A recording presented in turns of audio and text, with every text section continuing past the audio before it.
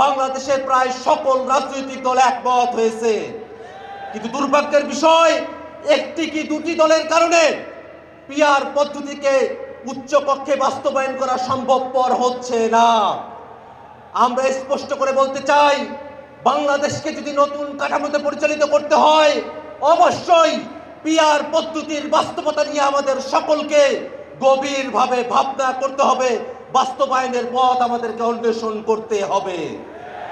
সুপ্রিয় উপস্থিতি, বাংলাদেশে এ যাবৎকালে যে নির্বাচনী ব্যবস্থা আমরা দেখেছি, যে নির্বাচনী কাঠামো আমরা দেখেছি, সেই নির্বাচনী ব্যবস্থা এবং কাঠামোতে বাংলাদেশের সামনে নির্বাচন আমরা আর হতে দিতে চাই না।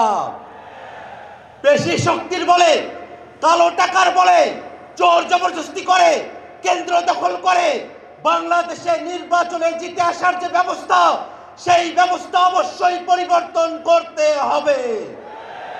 হাজার মানুষের জীবনের ভিতর দিয়ে যে নতুন বাংলাদেশ আমরা পেয়েছি, সেই বাংলাদেশকে আমরা আর কখনোই ব্যর্থতায় পর্যবসিত হতে দেব না।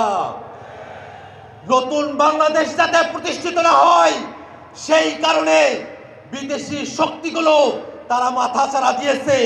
আমরা স্পষ্ট করে বলতে চাই, বাংলাদেশের সংস্কারকামী জনতা, বাংলাদেশের সংস্কারপন্থী জনতা, আমরা সকলে ঐক্যবদ্ধ।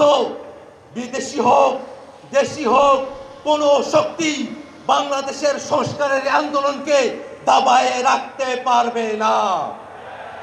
একই সাথে আজকের এই মহাসমাবেশের গুরুত্বপূর্ণ বক্তব্য হলো, বিগত 15 বছর ধরে বাংলাদেশের মানুষের উপরে যারা স্বৈরাচারী কায়দায় জুলুম করেছে, বাংলাদেশের মানুষের উপরে পিলখানা, শাপলা সহ 24 অভ্যুত্থানে গণহত্যা সংগঠিত করেছে, সেই সব গণহত্যাকারী আওয়ামী লীগ এবং তাদের দোসর, তাদের সকলকে বিচারের আওতায় নিয়ে আসতে হবে। সম্মানিত উপস্থিতি, বাংলাদেশের সংস্কার এবং বিচারের মধ্য দিয়ে নতুন বাংলাদেশ প্রতিষ্ঠিত হবে। সেই বাংলাদেশ প্রতিষ্ঠায় বাংলাদেশের সকল মুক্তিকামী জনতা ঐক্যবদ্ধ ভূমিকা পালন করবে, এই আশাবাদ ব্যক্ত করে আমি আমার সংক্ষিপ্ত বক্তব্য এখানে শেষ করছি।